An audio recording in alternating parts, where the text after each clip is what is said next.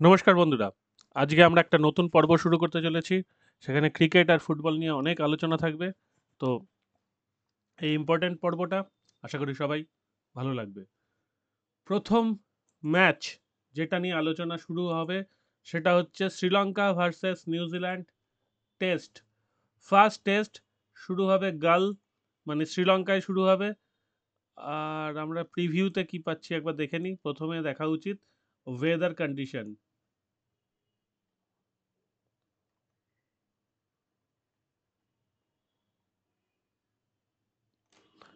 There is rain expected across all 5 days of the test, including the rest day on day 4, with the Gulf surface usually deteriorating by days 4 and 5. Winning the toss and batting first is almost mandatory. মানে বলছে গালে 5 দিনই বৃষ্টি হবে এবং একটা অভূতপূর্ব ঘটনা আছে এই টেস্টে, সেটা হচ্ছে একদিন রেস্ট ডে আছে, মানে 6 দিনের টেস্ট। ভালো করে তাকালেই বুঝতে পারবেন 18 থেকে 23 September fourth day rest day আছে। 3 দিন খেলা হবে, একদিন রেস্ট। আমার মনে হয় ওইখানে শ্রীলঙ্কার কোনো একটা জাতীয় উৎসব আছে, মানে রিপাবলিক ডে বা স্বাধীনতা দিবস, আমি ঠিক জানি না কেন। কিন্তু কোনো একটা জাতীয় ঘটনা আছে। ও আচ্ছা, প্রেসিডেন্সিয়াল ইলেকশন। না দেখি, series was held in a presidential election year. হতে পারে প্রেসিডেন্সিয়াল ইলেকশন আছে হয়তো। তো যাই হোক, তো সেই দিন একটা রেস্ট ডে আছে। তো বলছে 5 দিনই বৃষ্টি হবে। প্রথমে টসে জিতে ব্যাট নেওয়াটাই এই টেস্টের একমাত্র কাম্য জিনিস। সুতরাং যারা ব্যাট করতে পারবে, কিছুটা রান করতে পারবে, তারপর আর ফোর্থ আর ফিফথ ডেতে আর ব্যাট করা যাবে না। এদের আজাজ প্যাটেল আছে স্পিনার। আর শ্রীলঙ্কার দেখুন, জয়সূরিয়া, মেন্ডিস, এও ধনঞ্জয় ডিসিলভাও বল করতে পারে। শ্রীলঙ্কার টিমটা তো দেশের মাটিতে অবশ্যই স্ট্রং, কিন্তু আসল কথা হচ্ছে নিউজিল্যান্ডের যা ভাগ্য, তাতে আগের টেস্টে একটা বলও খেলা না হয়ে ড্র হয়ে গেল। এবং নিউজিল্যান্ড এখন 6টা ম্যাচ খেলে 50 পয়েন্ট, মানে 3 নম্বরে আছে। অস্ট্রেলিয়া সেকেন্ডে আছে, ভারত ফার্স্টে আছে। তো নিউজিল্যান্ড যদি শ্রীলঙ্কাকে হারাতে পারে, এবং বাংলাদেশ পাকিস্তানকে হারিয়ে অনেক ওপরে উঠে গেছে। পাকিস্তানের অবস্থা খারাপ হয়ে গেছে বললেই ভালো, কারণ পাকিস্তান আর এখান থেকে কিছু রিকভার করতে পারবে বলে মনে হয় না, যে কটা টেস্ট বাকি আছে এই সামনের টেস্ট চ্যাম্পিয়নশিপের সময়। তো তাতে করে ওরা ফিক্সচার থেকে বাদই চলে গেছে, ফাইনালে উঠতে পারবে না।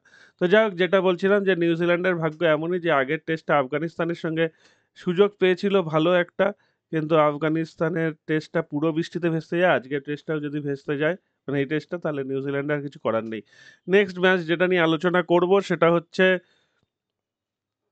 UAE versus United states. সেটা স্টেটস অফ আমেরিকা। সেটা খেলা হবে উইন্ডেলক। দুপুর 1টার সময় শুরু হবে, 50 ওভারের ম্যাচ।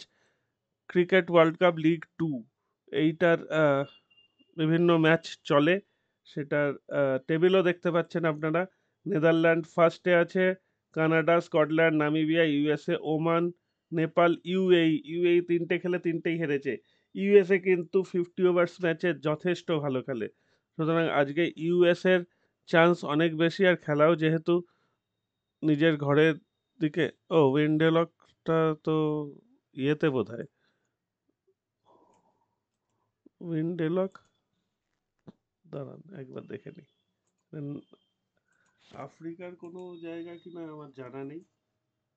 উইন্ডেলক নামিবিয়া, হ্যাঁ আফ্রিকায়, ঠিকই ধরেছি। তো আফ্রিকায় খেলা, নামিবিয়ায় এটা অনুষ্ঠিত হচ্ছে। তো সেইখানে আজকের খেলায় আশা করছি ইউএসএ এটা জিতে যাবে। নেক্সট যে ম্যাচটা আছে নেপাল ভার্সেস ওমান, রাত্রি 8:30। আগের দিন নেপাল হেরেছিল, কিন্তু আজকে দেখুন ওমান 4টে খেলে 1টা জিতেছে, নেপাল 5টা খেলে 1টা জিতেছে। আজকে নেপালের একটা চান্স আছে। নেপাল কিন্তু 50 ওভারে খুব একটা ভালো খেলতে পারে না। 20 ওভারে যতটা ভালো খেলে 50 ওভারে অতটা ভালো খেলতে পারে না। নেপালের একটা সমস্যা আছে। ওমানও একটু প্রো টিম, নেপালের তুলনায় একটু বেশি বছর ধরে ক্রিকেট খেলছে। তো সেই হিসাবে নেপালের চেয়ে ওমানের চান্স একটু বেশি, কিন্তু নেপাল আজকে না জিতলে অনেকটা পিছিয়ে পড়বে। এই দুটো ম্যাচ হলো। নেক্সট যে ম্যাচটা আছে, দেখুন একটা ইম্পর্টেন্ট ম্যাচ আছে শারজাতে বিকেল 5:30টায়। দারুণ একটা টাইমে খেলা, অনেকেই দেখতে পাবেন আশা করছি। Afghanistan versus South Africa. আশা করছি এখানে বৃষ্টিপাতের কোনো সম্ভাবনা নেই। এখানে কিছুই দেয়নি, শারজায় বৃষ্টি হয়ে খেলা ভেস্তে গেছে, এরম চান্স কম। তবে একবার কেন বারবারই মরুঝড়ের একটা সম্ভাবনা হয়, কিন্তু মরুঝড়টা খানিকক্ষণ পরে থেমে যায়। সুতরাং আহ, খেলাটা বিঘ্নিত হতে পারে কিন্তু ভেস্তে যেতে পারে না। আফগানিস্তান ভার্সেস সাউথ আফ্রিকা, খেলা দারুণ হবে। সাউথ আফ্রিকার কি টিম, দেখো নবী আছে, আর আফগানিস্তানের ভাইস ক্যাপ্টেন রহমত শাহ, আব্দুল মালিক, ওমর জাই, রশিদ খানও আছেন। আচ্ছা, সাউথ আফ্রিকার Bavuma captain, Verreynne wicket keeper, Phehlukwayo, Peter, Ngidi, Mulder, Markram, Hendricks, Fortuin, Jordi, Burger, Baartman. কিন্তু আমি যাকে খুঁজছি সে কোথায়, এই যে স্টাফসও আছে, জেসন স্মিথ। হুম, তো পুরো ভালো টিম আছে। খেলাটা জমবে। কোনো সাউথ আফ্রিকা একতরফা দাঁড়িয়ে জিতে যাবে এরকম কোনো ভাবার চান্স নেই। সাউথ আফ্রিকা একটু বেশি শক্তিশালী, কিন্তু খেলা দারুণ হবে। আর একটা ম্যাচ যেটা নিয়ে আলোচনা করতেই হবে সেটা হচ্ছে Pakistan women versus South Africa women. আগের ম্যাচটা দুর্দান্ত জমেছিল। আজকে এখানে কটা ম্যাচ আছে দেখি, 3টে টি20। হ্যাঁ, 3টেই টি20, আর কিছু আছে না, 3টেই টি20 আছে। তো আজকের ম্যাচটা দুর্দান্ত হবে এটুকুই এক্সপেকটেশন আছে আমাদের। আগের দিনের ম্যাচটায় পাকিস্তান কিন্তু সাউথ আফ্রিকাকে প্রায় হারিয়ে দিচ্ছিল প্রথম দিকে, অনেকগুলো উইকেট পড়ার পরে সাউথ আফ্রিকা সেখান থেকে শেষ 5 ওভারে প্রচুর মারার পর খেলাটা ঘুরে যায় এবং পাকিস্তানের ব্যাটিং নড়বড় করতে করতে শেষ পর্যন্ত হেরে যায়। তো আজকে হয়তো পাকিস্তান একটা কামব্যাকের চান্স নেবে এবং হয়তো কামব্যাক করেও ফেলতে পারে। South Africa women are Pakistan women বেশ কাছাকাছি। যেহেতু পাকিস্তানে হোম গ্রাউন্ডে খেলা, সাউথ আফ্রিকা ওমেনরা একটু দুর্বল বলা যায়। আর মানে একটু, একদম ভীষণ কাছাকাছি বললাম। পাকিস্তান অন্য মাঠে গিয়ে কিছু করতে পারে না, কিন্তু হোম গ্রাউন্ডে একটু ভালো খেলে। আর রান দেখুন, 130-এর কাছাকাছি হবে।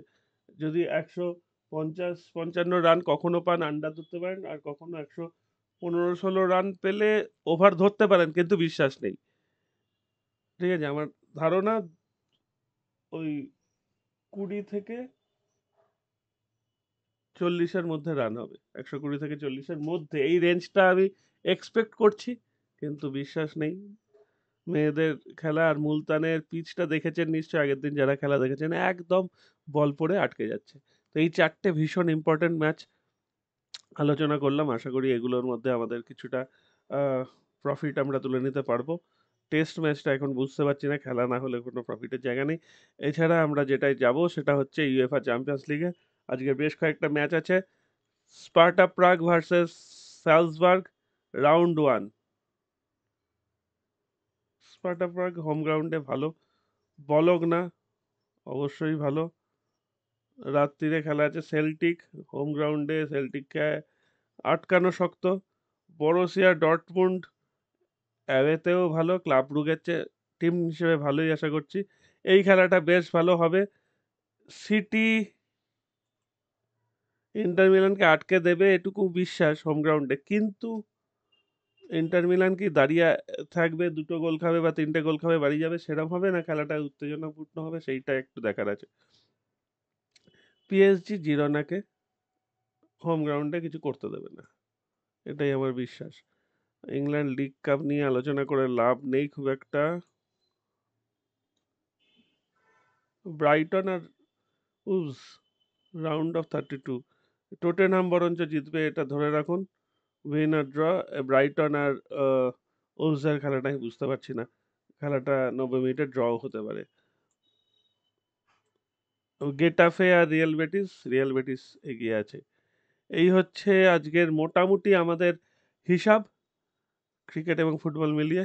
আশা করি বেশ ভালো একটা কিছু দিন যাবে আজকের 18ই সেপ্টেম্বর বুধবার। তো সেটার জন্য আমরা ওয়েট করছি। এখানেই শেষ করলাম। ভালো থাকবেন সবাই।